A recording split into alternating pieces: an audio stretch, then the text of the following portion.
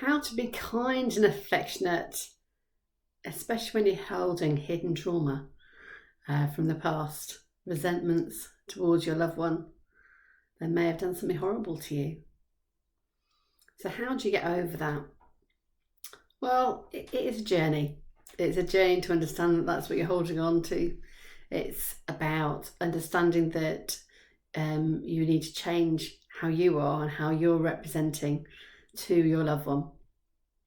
And part of that journey is about becoming much more self-aware and understanding how you get triggered, how what the boundaries maybe aren't in place with your loved one, and looking at how to bring that more loving relationship with your elderly parent, or if not parent, and the elderly person is in your life. So whether the person's elderly or not, actually, we hold negative stuff for them. And when we have met somebody and we perceive that somebody has done something to us, that then becomes a problem for us. And when they think we've done it again and again, we start to get angry about it. And when we don't express that anger, what happens with the anger, when we bite it back, we better not say something. It goes within us, because if we're not using techniques to get it out of us, the depth of anger is actually resentment. And resentment is very toxic to the body. I practice holistic medicine, and actually resentment and cancer go hand in hand, okay? Not a nice illness to have. Now, ultimately, to be kind and affectionate to your loved one, it is very much about changing you. No matter how much you want to change your loved one, whatever age they are now, 60, 70, 80, 90, whatever it is, they will be set in their ways. They will have their own way. But regardless of the person's age, you can't change somebody else. You can influence somebody else, and if they think it's a good idea what you've suggested, they may come over to what you're saying, or you're a good influence in what you're saying, and then come over to your side, then okay, that person may change their behaviour. But often we're battering, trying to move people forward, trying to get them to change their mind, and actually they don't want to change, and they're holding the emotion of stubbornness, and they're stubbornly going, no, I'm not changing it, I'm not doing it, because it can often be about a control issue as well, especially for an older person, okay? But the key is actually to let yourself go and to actually not want to control them on it. And it's about looking at how to balance your energy and balance how you're reacting in situations so that you feel much calmer, much more relaxed, etc. What you won't be aware is that actually every single person you meet in your life, there is something called an esoteric chord that gets set up. So it's basically an energy cord from one person to another.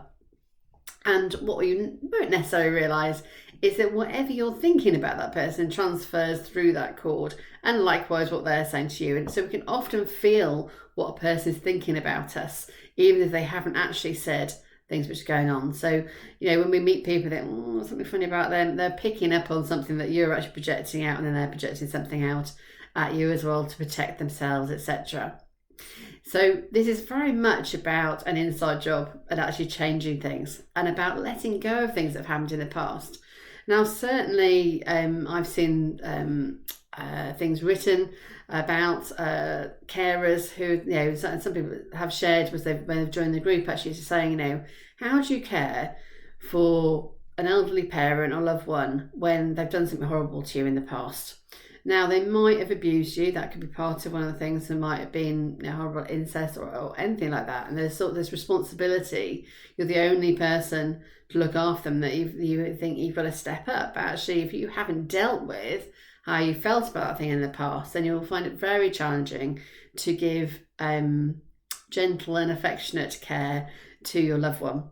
Because actually, when they're not in a powerful position, which they're less powerful as they get older, if they've let go of that power themselves, they're not looking after themselves as well, etc., they're not feeling empowered, they've lost that confidence.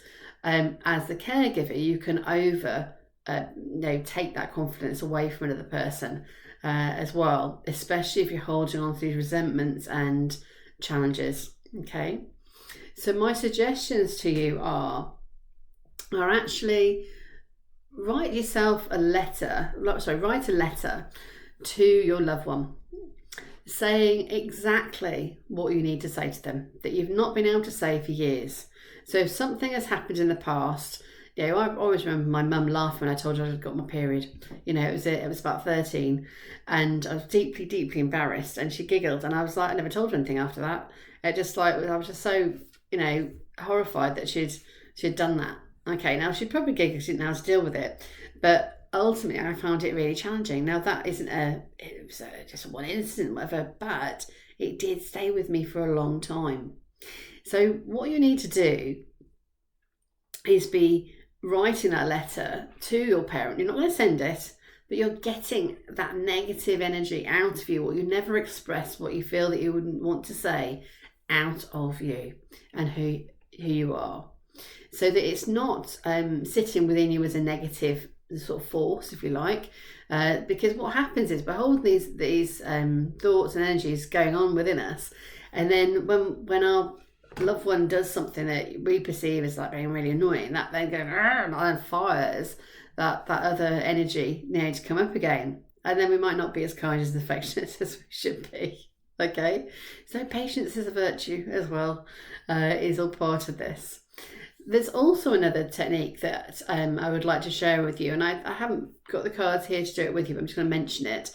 And if anyone wants the information, then because you watch the video, then let me know. It's the balance procedure. And the balance procedure is a card system that you use on your energy to release things. And what it does is it actually brings your mind into the present.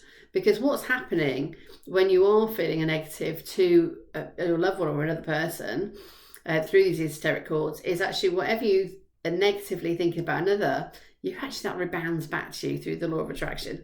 So you want to be sorting these issues out so that you don't have that going on for you. And what you can do is use these cards to balance your energy in your energy system, so that when your loved one does do something, they've made a mess, or they've done this, or I'm frustrated, or I'm angry, or whatever, then you can balance your energies and get back into zone and get back into zen and just go, it's them again. And just not have those issues. There is also a technique on my website that I have a chapter in my book about, which is about forgive to forget. So my book is called Are You Worth It? A Spiritual Guide to Managing Your Money Mindset. And it's all about how your mind is working around ill health, finances, life, etc. And why life might be more challenging than you want it to be, etc. So what you can do is you can actually use a forgiveness ritual that is in the book, or you can go on to insightfulminds.co.uk, which is my website, and go to freebies, Are You Worth It resources, and you'll be able to get the forgiveness ritual to listen to me doing what's called the forgiveness ritual, which is based on a very ancient system called the Ho'oponopono, which is a forgiveness technique, where you're basically saying sorry to the other person, saying what you need to say in your mind, and hearing what they need to say to you, and then you're letting go of that energy as part of it. So do look at those resources. It's practice makes perfect. Okay, it's not necessarily like a whoop, and it can go. You can also learn, by the way, emotional freedom technique. That would also support it. And I do introductory classes in how to do that, or as part of therapy. People decide to have therapy with me. So I hope that's been useful to you. So this is how to gain some tips about being more kind and affectionate to your loved one, especially when stuff's not gone well in the past with them. Good luck with it.